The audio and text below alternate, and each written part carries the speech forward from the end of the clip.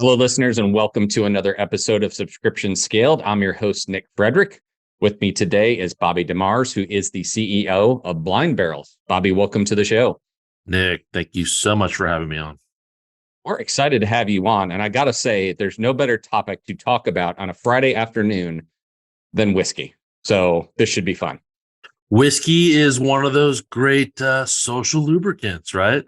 End of the Isn't it? day, we always say great whiskey is meant to be shared. And really that is a foundational element of Blind Barrels. And I'm sure there's some people that do this thing alone, but we encourage people to share with people that they love and connect over some awesome whiskey. Yeah, it is a great way to connect for sure. So I guess to just start at the beginning here, tell us a little bit about yourself, your background, and how you came to start Blind Barrels. So my backdrop, I'm actually the son of an inventor so I grew up around a risk taker my whole life. Not that it made it less scary whenever I've taken a risk. But Sure. I'm a filmmaker. I'm a documentary filmmaker, and a lot of things died down during quarantine. And I have another company where I help kids into college, and so I'm always kind of have my hands in all sorts of things. And look, every time you make a documentary, it's its own business that you're starting. And a lot of things during quarantine died down. And, my buddy was doing blind tastings during whiskey. And I was like, this feels and sounds like a business. And, the Sure. curious and the antsy part of me wanted to go figure it out. And, my documentaries I've made, have been a lot of social justice. I made a documentary about a radio DJ that talked himself out of prison and onto the radio, amidst the civil rights movement. Don Cheadle played him in a movie and he narrated the documentary. And I was a former college athlete. I played football at USC, and I was the first player to ever get in the film school there. And my most recent documentary, The Business of Amateurs, took on the NCAA and focused on the money, obviously, and the disparity, the gap that exists, the academic integrity, and ultimately CTE and these guys that are giving up their long-term mental health for the sake of these very fleeting, ephemeral moments of glory. And, took it on and utilized the film actually to, I'm on the oversight committee, for the nonprofit that created the bill that passed in 12 states that eventually led to the Supreme Court about a year and a half ago. So now college athletes can make money from their name, image, and likeness. And so, when starting this company, I once again wanted to have another focus on really standing up for the underdog and the little guy. And so, we're not just putting Jack Daniels and Maker's Mark. These are all small American craft distilleries. So we wanted to make sure that this experience was special. Nobody had ever done this before from doing a blind tasting standpoint. And that was probably one of the hardest things, was to figure out how I could do it. Right. Right. There's a lot of logistics there, right? To source and put the boxes together, get it out there, and yet give them that experience of not leading the witness, but showing them, a few different whiskeys they can try out. Like, how did you put that all together? Like, did you go through some iterations? Well, once I knew that it was a good idea, I was like, I got to figure out how to do this. So I called an ABC, an alcohol beverage control attorney. And, if you ever need a lawyer's advice, you can usually do a free hour-long consultation with them. And the first guy that I called, he said, there's like 7 federal things that you can't do with what you're trying to do. And I'm like, okay. I'm like, I can't just pour stuff into a bottle. And they're like, no. And so I did 16 more free hour-long consultations with different ABC attorneys until it was about the 8th one that said, well, you know what you could do? You could do this, but you can't do that. And she was just one of the smart. I wish I could have hired her because the retainer was just nuts. But she creaked the door open a little bit. And then I took that into the next meeting, the next one. And then once I gleaned enough information and I figured out how to do it, because yes, liquor laws are complicated. When prohibition ended in the 1930s, the 3-tier system came into play, where there has to be a distillery producer that passes to a distributor and then to a retailer before a consumer can take it. So yes, there's a lot of touches, there's a lot of partnerships, and obviously, yes, building a brand and building a website, custom bottles and custom everything. And there's a lot of, with any startup, you're going to have lots of obstacles that you see and a lot of the ones that you don't see. And those are always the ones. I guess all you have to do is be prepared that you're going to be unprepared at some point. Well, I mean, there's no doubt that whiskey and a lot of alcohols are going through like an explosion, and probably COVID threw a lot of fuel on that fire. But Is the regulatory environment changing? I mean, you've got all of these distilleries that are now doing like, or they seem to be doing direct to consumer, at least in some ways. So is that landscape changing? We're hoping that the TTB, the Trade Tax Bureau, will give spirits a chance, because the wine industry, California really led the charge in the 70s and 80s. So direct to consumer for wine has been open up for a long time. Beer and spirits are heavily regulated, and it looks like Kentucky is really leading that charge right now, which would be great, because then we wouldn't have to have a bunch of fulfillment partners and a bunch of people that are when they want to order for full bottles, that it is a complicated process. And I sometimes look at the backdrop of our site like one of those operating centers where all these wires are going everywhere, and at least everything's color coded and going. I know where everything's going, but we had to do a lot of custom stuff to make this actually work. And I'm hoping that the things loosen up, because at the end of the day, look, we're a small American business supporting and showcasing other small American businesses. And if somebody gets the opportunity to order directly from a distillery rather than through us, we love that. We think that's awesome. Are those brands that you guys are showcasing in your subscription boxes, are they finding you? Are you finding them? Like, how do you pull them together? It's a little bit of both. I mean, we have friends. We have one in our upcoming lineup that a subscriber mentioned to us. We had another one that reached out to us, and we had a partnership with these guys called the Bourbon Junkies, and they blindly tasted 60 samples, and that was one of the ones that they picked. I had a friend who's an event planner, and somebody that works for her is dating the guy at Rye 3, and I'm like, and he was pushed. So look, it's all word of mouth, and sometimes it's somebody local. Our first lineup, we have a brand called Drift Distillery in San Clemente, and one of the true grain to glass distilleries where they have a family farm where they source all their own grain, and that's not very common. And wheat is just a really hard thing to distill in general. There's not a whole lot of 100% wheats out there, and it ended up doing really well in the lineup. But I had to know the process of not just all the legal stuff that we had to jump through, but to make sure that I wasn't squeezing these distilleries when we're coming up with pricing for the samples, versus the bottles are already standard and what those are going to be when somebody orders that. But to make sure that we weren't squeezing these distilleries and making sure that they're benefiting from it. Because what a lot of companies that there's no company like ours, but there's companies out there where they negotiate getting basically their product for less than cost. And for these small craft distillers, it can crush them. It doesn't help them. It actually hurts them. So we wanted to make sure that everything we were doing was symbiotic, where the distillers are going to benefit, our subscribers are going to benefit, and obviously if people love what we're doing and they love the access, that they're going to stay with us. Right. Do you think those distillers view your service as marketing in some ways? I mean, this is part of getting the name out there and in front of people who wouldn't otherwise, right?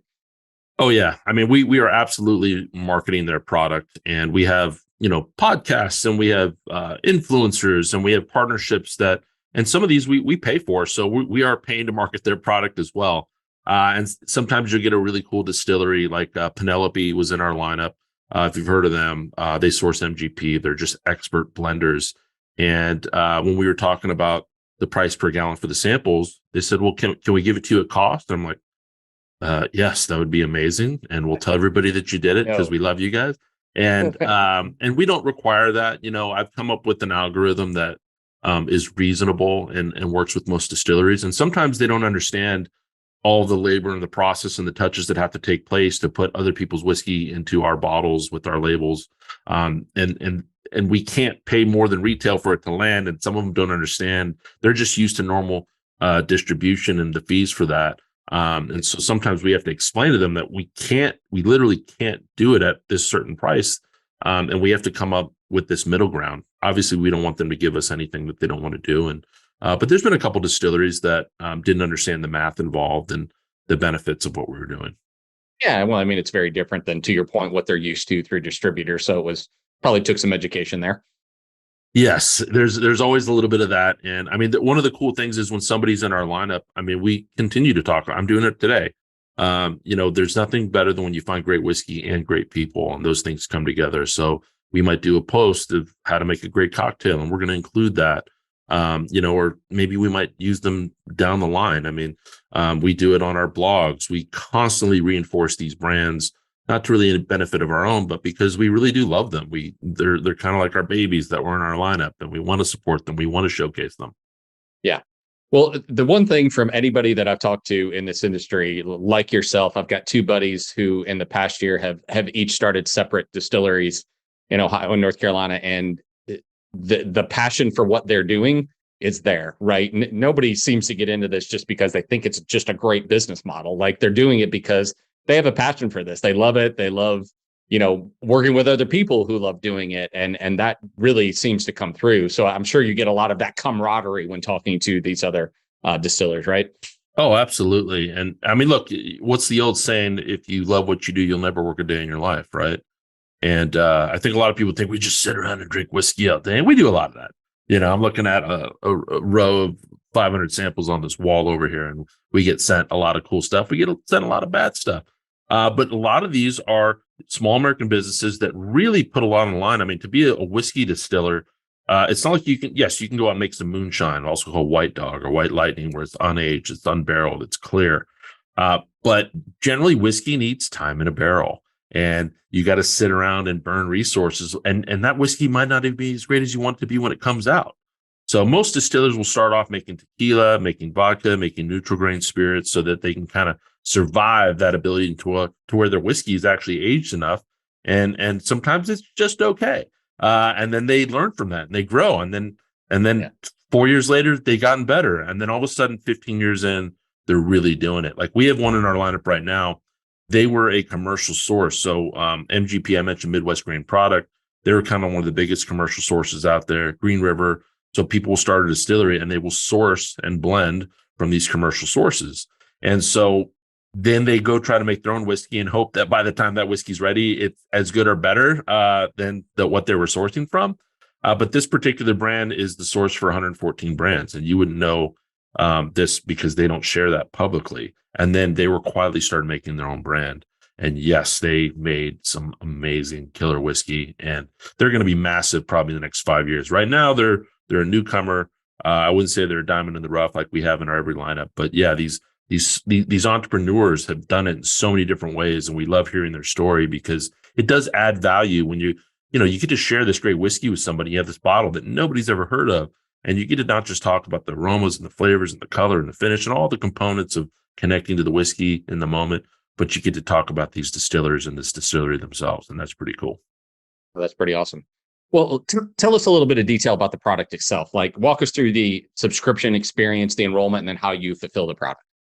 So basically every quarter, everybody gets a lineup. They get a really cool soft touch gold leaf magnet, pretty magnet with the ribbon pull, colored litho.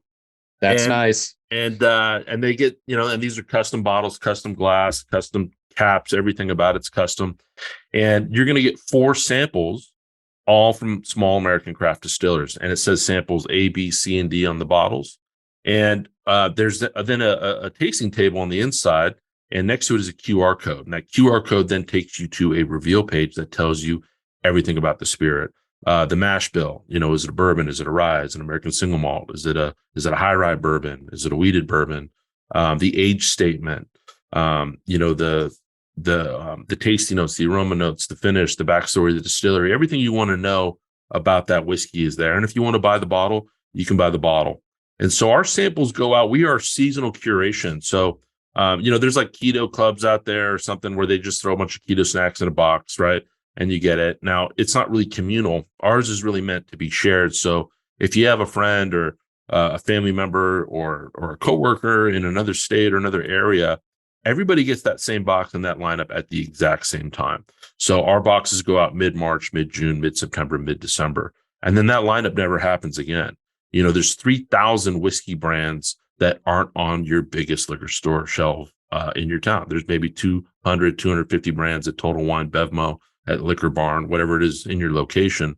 There's 3,000 brands that aren't on that shelf space, and they are rock stars within 50 miles. You go near this distillery and they're in all those stores, but distribution really controls the shelf space. And in creating this model, it's really to disrupt distribution so that these small craft distilleries, people can buy it, try it, and remove the bias through a blind tasting. That's one of the coolest things about a blind tasting is you're taking away the label, the cost, any preconceived notion and bias that you have.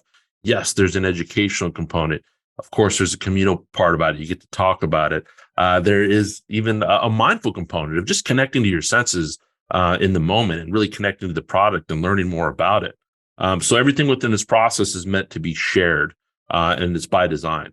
And so everybody gets this. And then once again, every 3 months after that, if somebody orders now, like right now, we're in late March, we'll send them a box immediately. And then the next ones will be every 3 months starting in June. Yeah. So you get that instant gratification. You're going to get a box right now, and then you'll be on the schedule from there on out. Yeah. I mean, that was kind of an audible that we called because it was just people would order after the first box. We launched about a year ago, and they're like, when do I get it? And I'm like, well, June. And they're like, but I ordered in this April. And I'm like, that's true. And so once again, we had to create some code to make sure that we could create that fulfillment, get them something immediately, and ideally have access to some cool brands, cool bottles. And if somebody wants to do a one-off gift, or if they want to gift a subscription, we had to kind of create all these different options. We're doing a lot of corporate tastings now. So, Merrill Lynch and other large companies, they have clients. It's harder to do it for employees because HR usually is like, well, you have to give a non-alcohol option. And, we understand that. But a lot of corporations will have clients, and my whiskey wizards or spirits guides, as I call them, will jump on and we'll moderate a tasting and send everybody a box, and we'll go through it and make it a fun communal event. Talk a little bit about fulfillment. I mean, we talk about that with other businesses, and for the most part, a lot of box clubs are pretty straightforward, right? You get a couple fulfillment houses and you can ship anywhere in the country. I suspect that this is a wee bit more complicated for you. Yes, unfortunately it is. As a licensed entity, I can create a point of sale, but I'm limited to where I can ship, basically in my own state. So we have to have fulfillment partners that have licenses that can get us into other states. And then we have to build the backdrop so that those orders then flow into their ordering apps and then backdoor into our thing so we can track everything. So once, like I said, it's like that operator where all these wires are going everywhere. As long as those wires are connected and everything's going, everything operates great. It took a long time to solve that problem because we initially were just going to be in California. And then I'm like, but that really limits our market. I mean, there's plenty of people in California. I mean, it's an eighth of the country is over here, right? But if we could really get into these other states, and right now we're in 45, we don't go to Hawaii and Alaska because it's cost prohibitive, and Tennessee, Kentucky, and I think, Massachusetts and New Hampshire. So maybe that's 44 states. So there's some states that we just can't get into. Yeah. Not Tennessee. I can't get this. Yeah. Well, you're near a state where you can get it. You can just get it to your buddy across in Indiana, right? Okay. But fair enough. Yeah, we're able, and we are trying to solve. I get an email every other day like, when are you going to be in Massachusetts? And I'm like, I don't know, but we're trying to figure it out. And DC has a lot of interesting laws that, like a lot of these, there's Reserve Bar and there's Speakeasy. There's companies that a lot of them are based in DC because they can ship out of DC, which is interesting because DC has all these weird laws, right? Right. And so somehow they're able to do that. So I guess we could always jump ship and go there and maybe ship ourselves. But for now, we found all the partners. We found what's making it work. And, at the same time, when someone orders a bottle, then they get to fulfill that. And those fulfillment partners then make money from that. Because when somebody like orders a bottle, like we always talk about in the subscription industry, churn rate, right? You got to get people. It's harder for us to get people because we're a model that doesn't exist. So there's a learning curve. But our biggest attribute is retention. We have a really, really low churn rate. And that's because not just the blind tasting is cool. Most people come for the blind tasting, but they stay for the access. So, I mentioned Midwest Pumpernickel Rye. All right, that's, a $30-something bottle wholesale. We sell it for $50 because that's how much it is at the distillery. Now, if you try to get out here in California, it's $80, even if you can find it, right? So what happens is our fulfillment partner is going to get a percentage of that sale, and we're going to do flat rate shipping. So when somebody orders a bottle of Midwest Pumpernickel Rye, we lose $1.20. And someone might say that's a horrible business model. Not really, because the distillery wins, and we win because people stay in with us. Yes, there are some bottles where we'll make some money on, but for the most part, I always look at the wholesale cost. I then try to come up with something where you look at this bottle, you're going to then go on Google and be like, oh, can I get this cheaper? Like right now in our March box, we have it's a 27-year whiskey. It's hazmat. It's above 140 proof. And if you try to find this bottle anywhere, it's $250. But we know the distributor, we were able to get a deal. We're selling it for $130. If you go look at anywhere online, I know somebody could easily just buy a couple of those bottles and, maybe sell it to their buddy and it pays for the subscription for the year. But, we don't need to benefit from bottle sales in the same capacity that some of our competitors do, mainly because we're here to support distillers. We're here to showcase them. If you can find it in a cheaper, easier way, then do it. Go visit the distillery. Go try their food pairings. Do anything.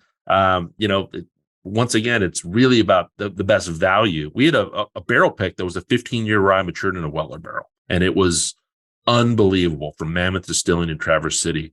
We sold it for $100 because that's what it is at the distillery. Those bottles in the secondary market are going for like $300 now. So it's this kind of cool aspect where you get to have these things you couldn't have any other way. And once our members understand that, they're not going anywhere. Yeah. Well, speaking of that low churn, I mean, this is, of course, the secret sauce that everybody is focused on right now, especially as the economy, takes a little bit of a turn. I mean, what are other ways you guys are focused on that? I mean, you seem to have the philosophy that, high tide raises all boats. So you're trying to bring up the industry, right? And that'll help everybody. But like inevitably, you're going to have some customers that are either upset or they just don't feel like they're getting the value out of it. So what ways do you guys try to keep them? I think having a high-end box like we did, I mean, I talked to 30 vendors. When someone gets this, people have a hard time throwing our packaging away because it's so high-end. They do feel special. People overlook how important that is to know that value of what that is and what they're getting. But, I'm very accessible. Somebody will hit the chat bot on our site, or they'll send an email, I had one guy, he was mad because the discount code popped up after he made an order. And he hit up the chat bot, he hit up the Facebook Messenger, and he emailed the support email all within like 30 seconds of each other. And so for the first one, I was like, sir, we're going to take care of you. And the second one, I went, F you. And then the third one, I went, who's this? And then the guy was kind of spinning. And then I was like, it's me. All roads lead to me. And then I called him and then we laughed about it. But, I had a guy whose box didn't arrive because sometimes somebody else's shipment gets messed up and it destroys all the packages in the box. And so his got destroyed. It's the only package that ever happened to. And he emailed me at 11:45. He's like, it's been 2 weeks. And I looked into it and I just called him like at 11:45 on a Friday and talked to him for an hour about the company. And, before I jumped on this podcast, I was just talking to a guy for an hour. I've talked to about 50% of our subscribers. My goal is to have talked to everybody. Right now we got a lot of barrel picks and people are ordering them, and distributors have been holding up the bottles. So they're not going to ship for another week. So I'm just calling everybody to let them know and to, kind of put a voice to the name and let them know we're accessible and we're there for them. And that personal touch, it may seem, arduous and like a lot of work, but it is a lot of fun talking to these people. And knowing that, hey, they're going to message me on Instagram, I'm going to respond to them. They're going to put a story up about us, I'm going to repost it. Being accessible is really, really important. And I think people want to put up this front like, oh, well, let's make them think they're talking to customer service. And I did that initially, and I didn't make a lot of sales doing that. And I started then saying, hey, this is the owner. If you have any questions. And I had a buddy, he was hitting up the chat bot and he had a customer service question and he was kind of rude. And later on, I was like, you're kind of rude to customer service. He's like, do you get the transcript for that? I'm like, it's me. You're talking to me. Why'd you hit me up at 2 a.m?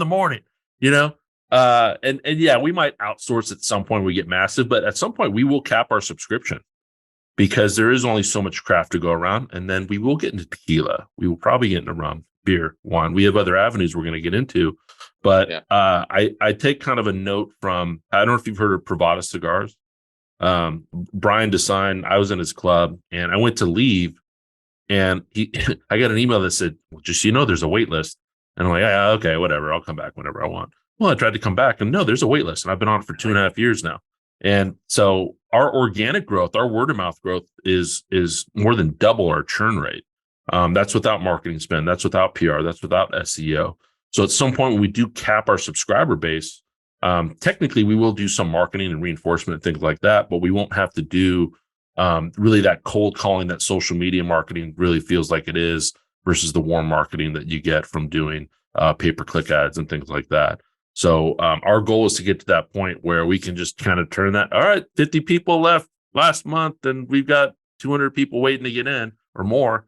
And then that's an ideal scenario to get into. And that's where we hope to be in the next year or two. Absolutely. Do you think there's a temptation there? And we've seen this happen before with exclusive clubs to jack that price up. Do you feel that? Do you feel like that's an opportunity? Do you plan on doing that, or what's your philosophy? That's a great question. And, if you talk to people in the subscription industry, like I go to a subscription conference every year called Subta, which is great. And just a lot of camaraderie. And they were like, if you raise the prices, you don't tell anybody, you just do it. Now, look, when somebody subscription comes up, we have an automated email. We don't want people to not to, because I get mad when I get charged for something and I don't want to deal with that. And you got to check a box. You got to do all this stuff. And I want our people to be happy. If we're going to raise our price at some point, I think what we would do is create another tier that allows people to have barrel picks that are beyond our subscription model, rather than, or if inflation gets crazy and have to explain it in that capacity. But I did a ton of research and just trying to figure out, and I worked really hard to get all of our costs down because I wanted to make sure that we were the best price compared to our competitors by far and offered more and a better experience. And I wanted to make sure that our margins were healthy and that we could grow from that and that we were viable and that we could actually scale. We originally had our prices, so like an annual was $200, right? And for 50, it's for shipping that covers the 4 shipments for the year. Originally, we charged $250 and it included shipping. Now, the reality is the psychological cost of shipping is already built into the model. So I don't think it really helped us. I think having a $199 thing helped versus and explaining that $50 for 4 shipments and it costs more than that.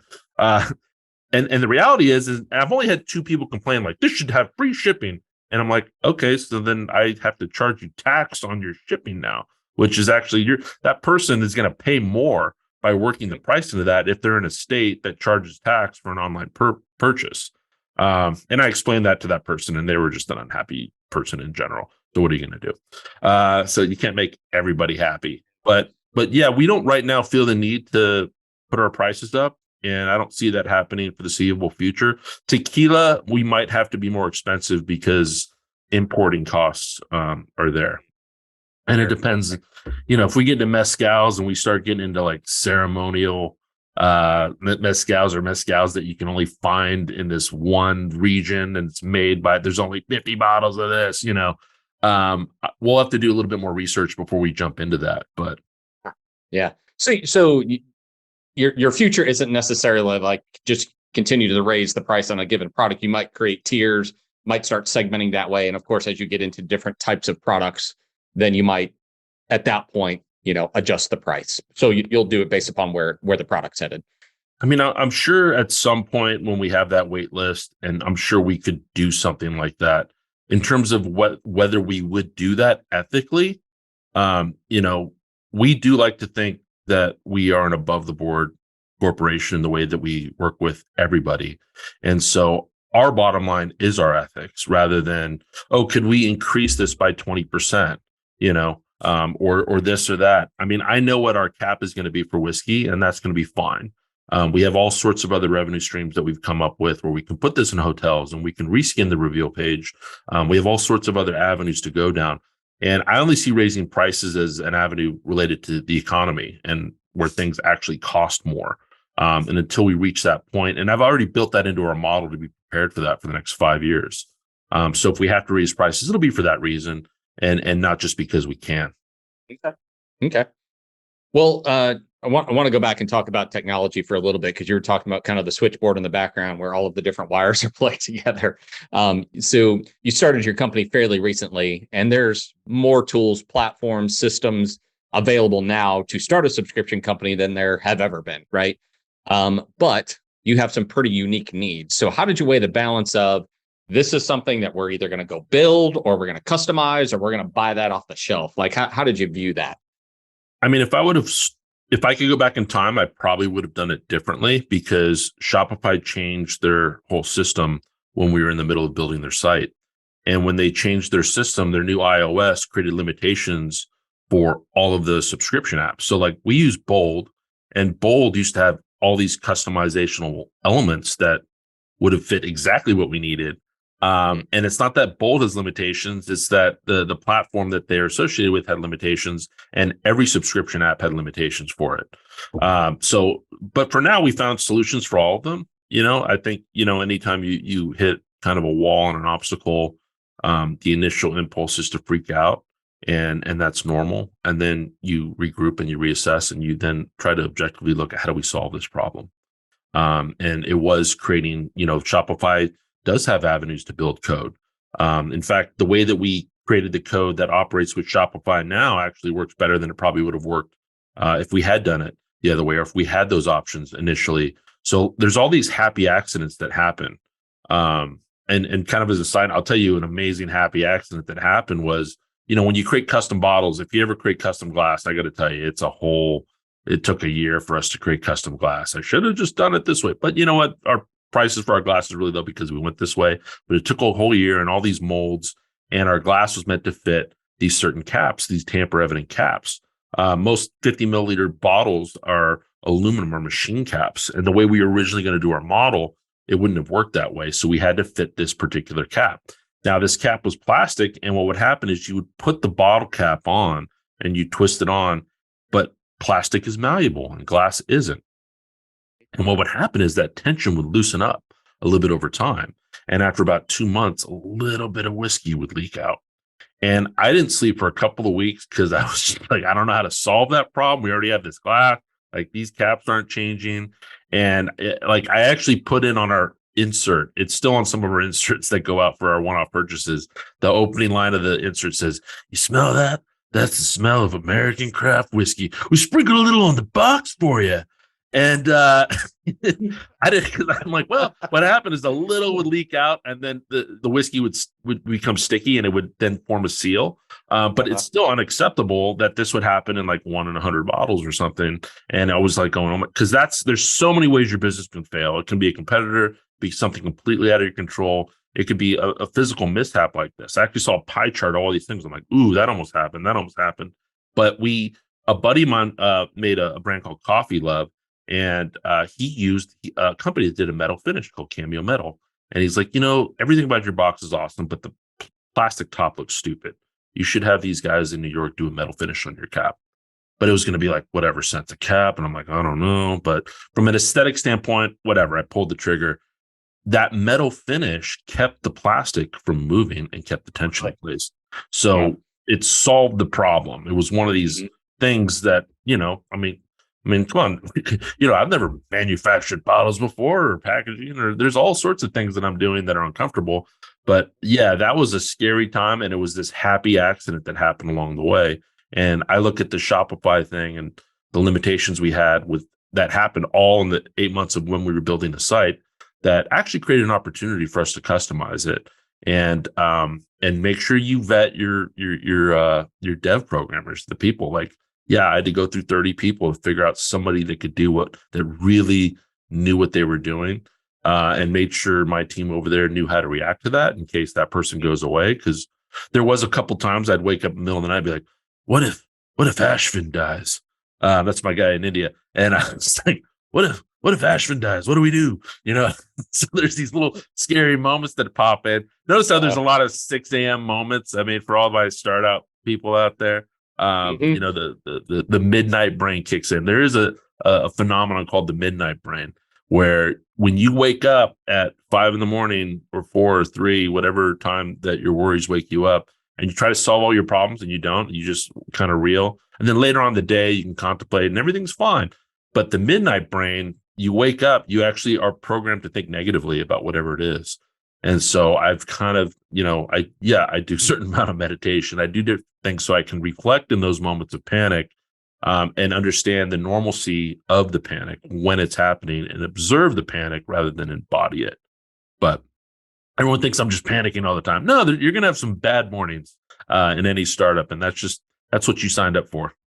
I'm so glad to hear you say that, because for how many times I have truly woken up in the middle of the night and just started spiraling on some topic that I was thinking about the day before that came up. And you're right. You just to go immediately to the negative. And then what'll happen if the negative happens? And it just feels like a cycle you can't stop. It's horrible. You know what? I have something called a time box. It's like $9 on Amazon, whatever. I'm not sponsored by them, but it is there's a place where you can dump your thoughts and even a way to organize it. Like I have ADD, but I'm a very organized ADD in the way that I operate. And it's a superpower if you know how to harness that supposed disability.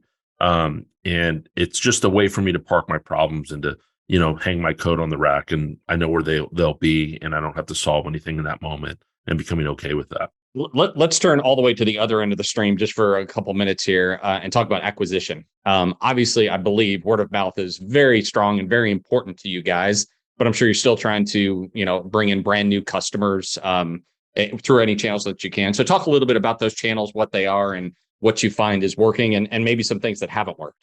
Yeah, I mean, as a subscription model, your main metrics are CAC, customer acquisition costs, the lifetime value, which is tied to your churn rate, and then the ratio of that LTV, that lifetime value, to your CAC. So most successful ones are at that 4-to-1 ratio, and we're about 9-to-1. And we've hired publicists before, and I'm not saying that there aren't great publicists out there, but I'm telling you, you are your own best publicist.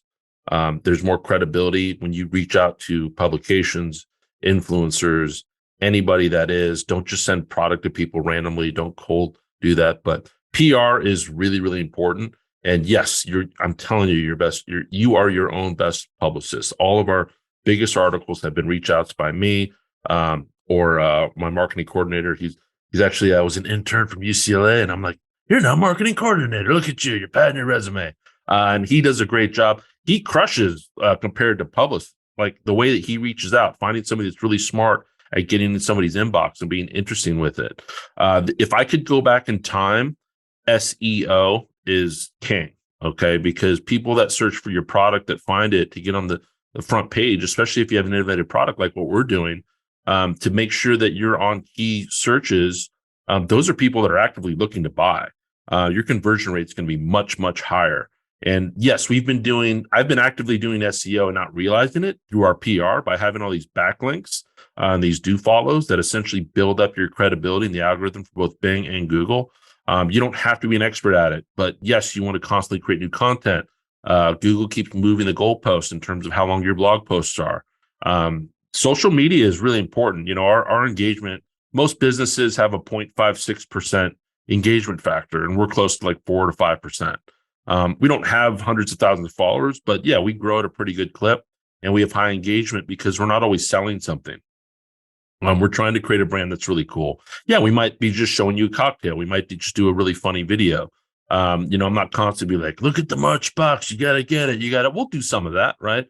But I show people where I'm building our shipper boxes, where all of our things come in and it's raining, and I'll set up a time lapse. And, if you look at like what we're doing, we're showing entrepreneurs out there and trying to inspire them, not necessarily convert them into being subscribers, but all those things are getting people from different aspects of your targeting, really expand your brand, and you don't realize it because it's synergy within the groups. You're trying to be a maven. If anybody's read, Malcolm Gladwell and The Tipping Point, you're trying to be a maven. You're trying to be the reason 6 degrees of separation exists. So I don't just go after whiskey drinkers. Whiskey drinkers are the hardest people to convert. I go for people that are adventurous.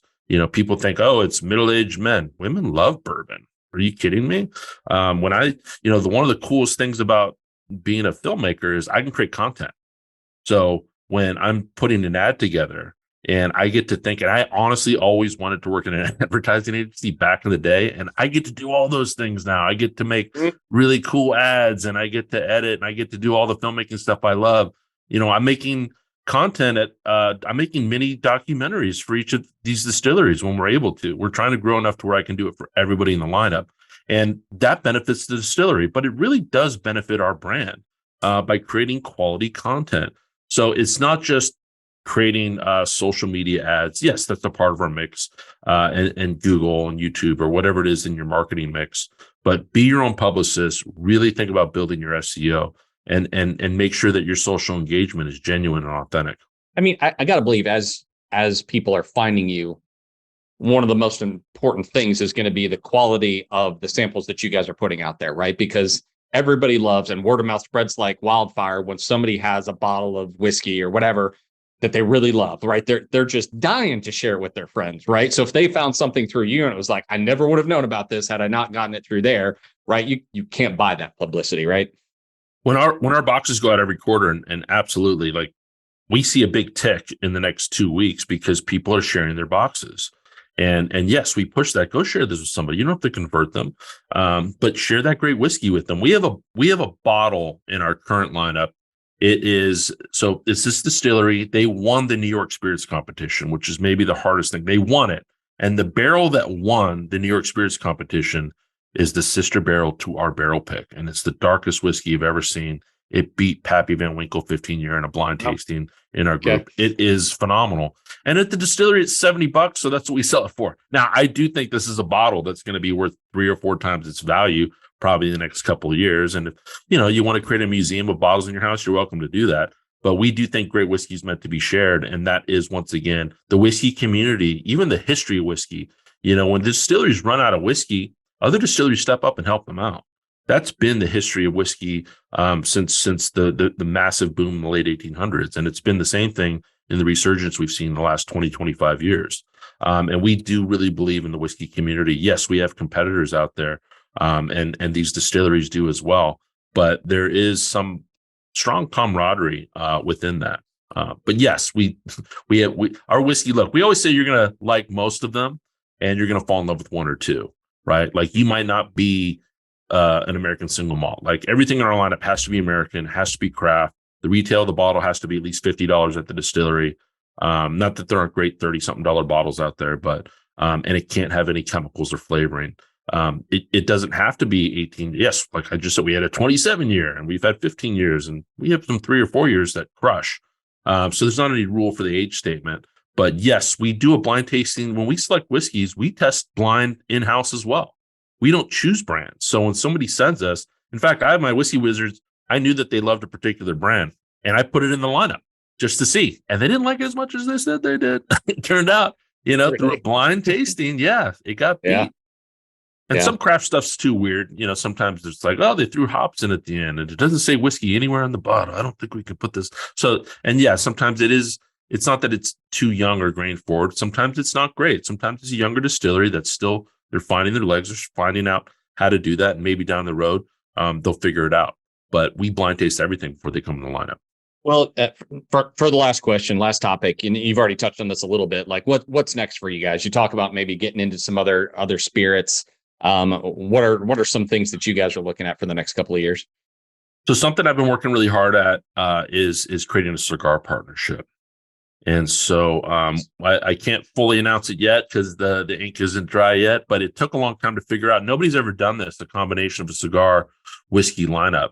So our members are going to have access. There's a massive cigar company, really a subscription model, maybe the best and the most premium in my opinion. And they're going to pair cigars with every whiskey in the lineup. And so our members are going to have the option to buy that box. Now, we won't benefit from that. They will. But and yes, they're more massive. They have more subscribers to us. Their members can either join us or they can purchase the whiskey and the cigars at the same time. So we're creating a model for that. We're trying to, cigars and whiskey, it's like peanut butter and chocolate, right?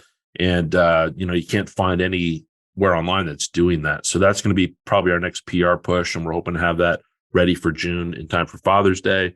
And then, eventually, everything's in a barrel. When we started the company, we were actually blind spirits. And we ran into a company that had spirits in the title, and our IP lawyer was like, I don't know. And I was like, blind spirits just sounded so sexy.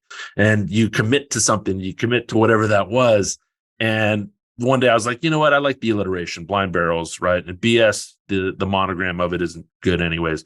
So the BB, it went a little bit better, and we love it now. Now, because we figured out a way to do beer. We figured out a way, we're in the process of figuring out wine. And, everything's in a barrel. We are looking to create barrel investment programs. Imagine if you spent $3,000 in a barrel, that's going to double in value over the next 4 years, right? So all of a sudden, you can make 100% return your investment in an insured capacity, and also create an avenue to where you can either take that investment or we could create a way to actually bottle all that whiskey with your own brand and your own label and your own everything. So we're thinking about all sorts of different ways that we can expand beyond just doing whiskey box and a whiskey subscription. And yeah, we have a lot of event planners that have organically reached out to us because every time we host a tasting, people love it. And we're not selling a subscription at that point. We're just serving the client. But it is this cool thing, whiskey, all of a sudden you get a couple samples in and God's pulling on your cheeks and everybody's loosened up, and it's that social lubricant that we all like. And we do take a very responsible approach to what we're doing. This is not drinking. This is tasting. And this is about sharing, and this is about being social, and this is about making alcohol be something very positive in your life. And if it is something that's negative in your life, then yeah, we don't want you to be a part of what we're doing. We want people that are going to take a sensible approach to alcohol and do it in a mindful way and let them connect with their friends and family. Awesome. Well, Bobby, this has been a lot of fun. Like I said, great topic for a Friday afternoon.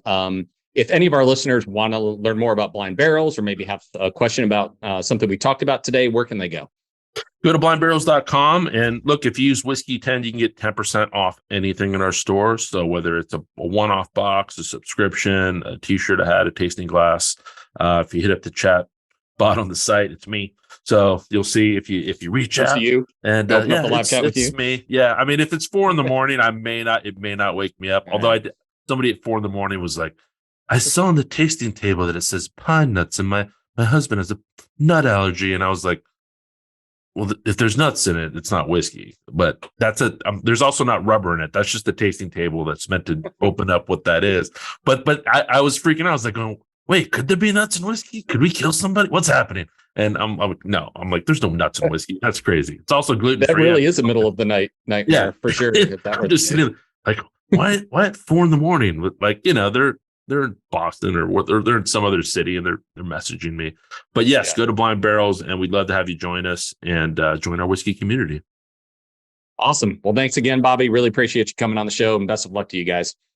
Thank you. Really appreciate it. And I'm a big fan of your show. I mean, I love being on the show, but as an entrepreneur in this industry, I really am gleaning a lot of information from your show. So I'm very thankful for you, Nick. Much appreciated. Yeah, this has been as much of a learning experience for me as anything else, and it's great for the community that wants to get together and share information. So thanks for being a part of it. My pleasure.